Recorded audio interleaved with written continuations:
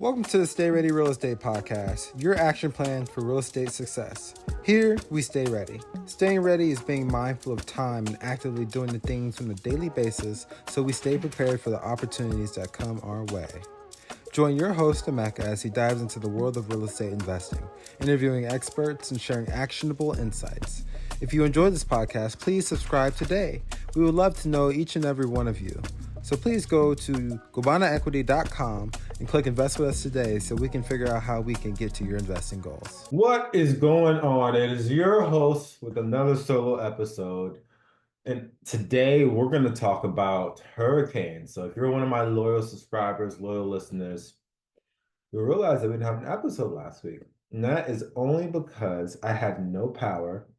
Hurricane Milton here in Florida came in and wiped out power for 90% of the county that I'm in. So I was working through that, and that was a little bit stressful. And of course, this is a real estate podcast, so we're going to get into, the real estate aspect of it. But there was flooding in our house, we lost power, and there was winds of 100 miles per hour. A tree fell, like it was nonsense. And while I'm saying all this, it might have investors who were thinking about, buying a property here in Florida. It may have them second guessing. And what happened to the 26 units I own here in Florida? There was wind, there's a lot of damage, tree fell on many houses. So for an investor, that's kind of scary. I'm here to talk to you today about what we're currently doing because of the damages that Hurricane Milton caused. Right, I own 26 units here in Lakeland, Florida. My team as a whole owns about 77-ish units here in Lakeland, Florida as well, all in the same zip code, which is cool. However, in that zip code, there was quite a lot of damage because of Hurricane Milton. So first and foremost, if you're one of my investors that are listening, we've already told you this, right? If you are doing a syndication, if you have any investors into your project and something is going on with the project, always, always, always, always, always, always, always keep them informed, right? Transparency is key. Things happen. No one is perfect. Therefore, you need to let your investors know some of the imperfections, right? And not to say this is an imperfection, but this is something that requires an update, right? So we have multiple investors in our project. So the day after the hurricane, I immediately went to the properties as soon as I could. Make sure the wife and our dogs were good here at home first. Protect yourself always. Business comes second. And once that was checked off, family is okay. Go to properties. I see what's going on. So I had 3 properties. There was 2 properties that had something that went on because of Hurricane Milton. And I'm here to tell you about how you can prepare for the unexpected or the things that you can do when the unexpected happens. So let's talk about preparing for the unexpected. Quite frankly, for one of our units, I'm here in Florida. I knew that the hurricane was coming, supposed to be the craziest hurricane, Category 5, the craziest hurricane in the last like 100 years or so. So, oh my goodness, what the heck? We're on Central Florida. We're, inland, and not many things happen around here. We're not in a flood zone, there's not the drama from the beach, there's not as much traffic over here. However, people are moving here consistently. So, a hurricane's coming, and what can we do to prep, save the property and, protect the tenants, right? We want people to stay there. We want people to stay there for more than just 1 or 2 years. We want them to stay there, for a decade if possible, right? And so, number 1, sandbags. For this hurricane, I got sandbags, and sandbags is a big thing. It's really hard to come by. I had to wait 2.5 hours in line getting there, 30 minutes before one of the sandbag operations opened. And like all I can get was 10 sandbags. Now it's from my personal home, 1 unit, right? 1 unit, about 2 to 3 doors if you include the garage. So what the sandbags do is it helps prevent flooding. right? It helps prevent flooding. So you're supposed to put a tarp where the entry is, put the sandbags on there, and then water comes, it pushes the water away and prevents water from going into your property. So thank goodness I'm very well versed and know the Home Depot employees. Go to Home Depot, and as soon as they got sandbags, I got them all, right? And here is the lesson. If you are doing flips, if you are investing in apartments, if you are buying rentals, if you are consistently getting things to fix up a property or get things for a property, maybe for an Airbnb, the places you shop at, it might be a good idea to get to know the employees, get to know the associates. Retail people are moving in and out often. People don't, if you're typically working a retail job or let's say even a restaurant, right? This is typically not your forever. So it's going to be moving, moving people. There's a lot of turnover. But anytime there's new people, make friends with them. And the people who want to stay there for a long time, make friends with them. If you can get a number who works there, make friends with them. I've told I said on this podcast multiple times that networking is very important. This is one of those things that are important because when a hurricane comes and you need supplies like sandbags and everywhere is out, you want to make sure you have that, that inside guy to let you know, hey, we just got some, come fast, right? Hey, like I need, a generator for my personal home, and one of my tenants also needs a generator because I assume the power's going to go out because of the hurricane. Well, text your guy at Home Depot, text your gal at Home Depot, whoever it may be, and you're gonna get the dibs just because you're in the top of their mind. So that's a quick tip. Always, always, always make a friend at Home Depot because they are going to hook you up when you need it. So preventative measures. Got the sandbags for one of our units. And then also for our other unit, there is more open area and we're expecting 100-mile-per-hour winds. So the thing to do to prevent wind damage or windows from busting from the debris from a tree because the wind hits the tree branch hits the window, boom, shattered glass, etc. You get impact windows, which would be very beneficial. Or a common thing to do here in Florida is to get boards with plywood.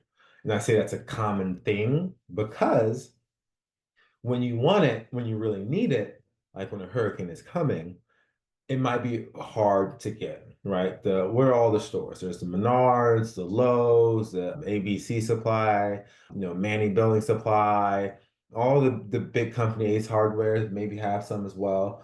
But there's going to be thousands and thousands and thousands of people thinking the exact same thing as you. So if you have your guy at Home Depot, your gal at Home Depot, they can also let you know when the truck comes in the new plywood. However, got with our contractor, got the plywood, and we spent the money. We spent the money to protect our asset. We spent the money to protect our asset because if we didn't spend the money being cheap or so, and the asset is not protected, we will eventually have to spend money on things and places that we don't want to spend it on, like replacing all the windows or some of the windows. And we just bought all new windows. So preparing for this hurricane was, for the most part, straightforward. There's things that we can never expect. The meteorologist can never get the time right when it comes for the hurricane to actually hit the land. But we must do what we need to do in order to protect the asset.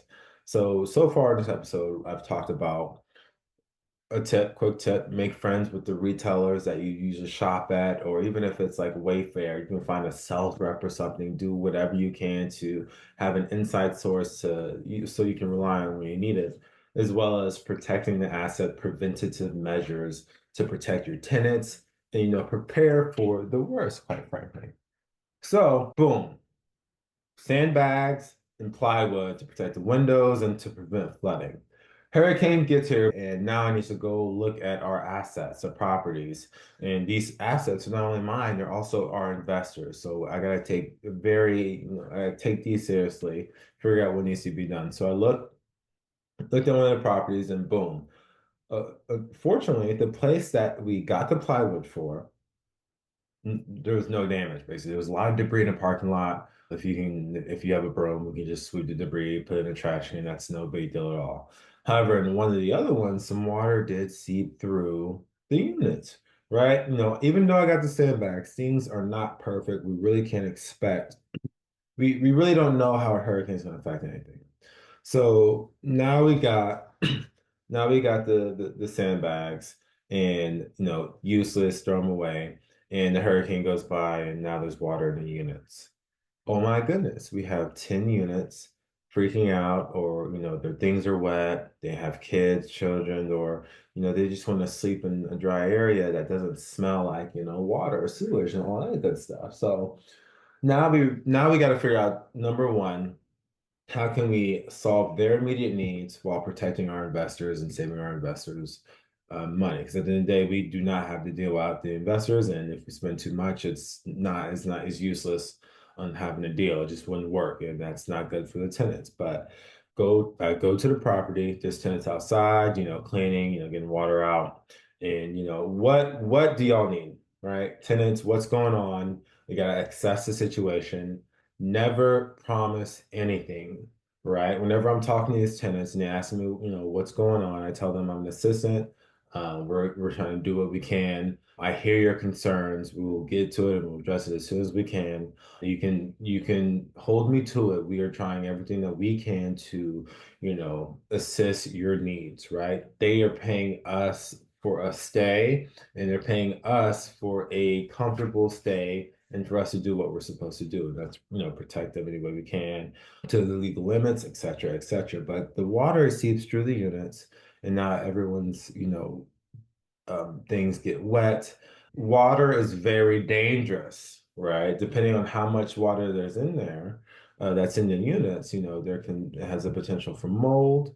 Um, it has a potential for a lot of things, but mold's number one because our tenants can't live in mold. We would never want anyone to live in that, especially if we would do that. So now we got to make sure they can get all their things dry, right? Keep the doors open, use towels, etc. And then now, because of this, thank goodness we have insurance.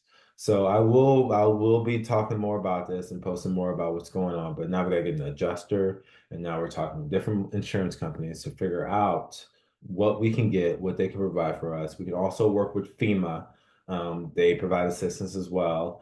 And then we're just going through every aspect to see what we can do to accommodate our tenants and also, protect our investors and make sure that our asset is going to be better for the long run. But until the insurance and all the adjuster and all the insurance claims get figured out, what can we do for our tenants now? Let's go back to Home Depot, work with my person, and got 10 dehumidifiers, right? We need to dry up the place. So we dry up the place, let them know, hey, we're gonna get dehumidifiers and I'm gonna use that to dry off your things. And it's also gonna, reduce moisture inside the home. And so far, that's what's going on, right? Number one. And so far, that's what's going on, right? Preventative measures, we did what we can to, protect the asset as much as possible. And the tenants are also the asset because they're the ones living in it. And we got to do what we can to prevent, damage or harm to way for them after the fact. Figure out and assess the situation. Make sure that you let the tenants know that you're doing what you can and doing everything you can in to protect their needs, protect their priorities. And then three, after you check with the tenants, let them know, actually do something and make sure, you're backing up your word. You gotta protect the asset. And you also gotta, make sure that investors get what they expect and that the investors are relying on you to do what you can to not only give them the great return, but to make sure that your returns are protected and the property is protected so the worst case doesn't come. So those are three things. And I hope this helps you prepare. Excuse the dog over there. I hope this helps you prepare for a disaster because just because this is a hurricane, there can be something else, a tornado, right? There can be an earthquake depending on where you are. There's so many different things that you don't expect that may or will happen. And it's not about necessarily what happens, but what did you do to prepare for that situation if you knew it was coming, and then how you handle it when it actually comes, right? 90% of life is literally how we react to the things that happen to us. And 10% of life is, what happens to us. That's what our actions are about. And everything's going to be okay. Some people might think this scares people off from Florida because insurance is going to rise with all the insurance claims. And that may be the case. Who knows?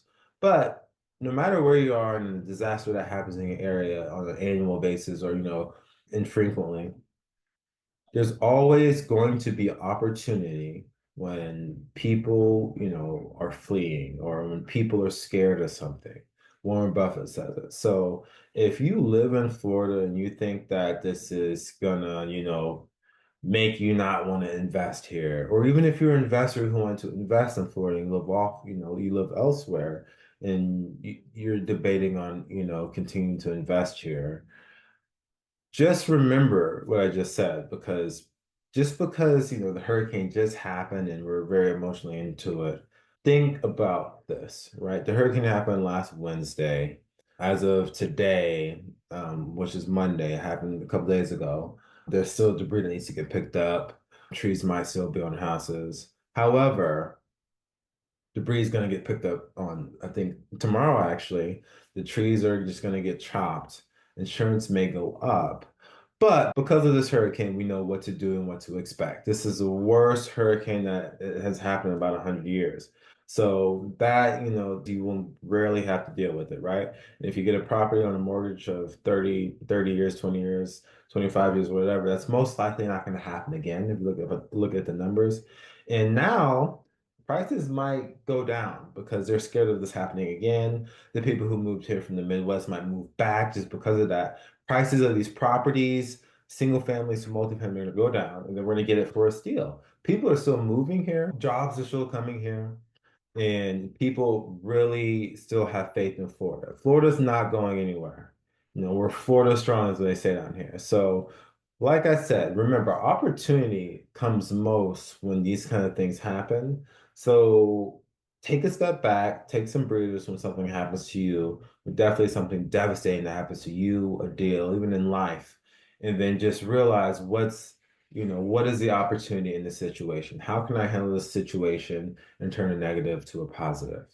And I hope that kind of helps you prepare for, a hurricane or any disaster. Until next time, see ya.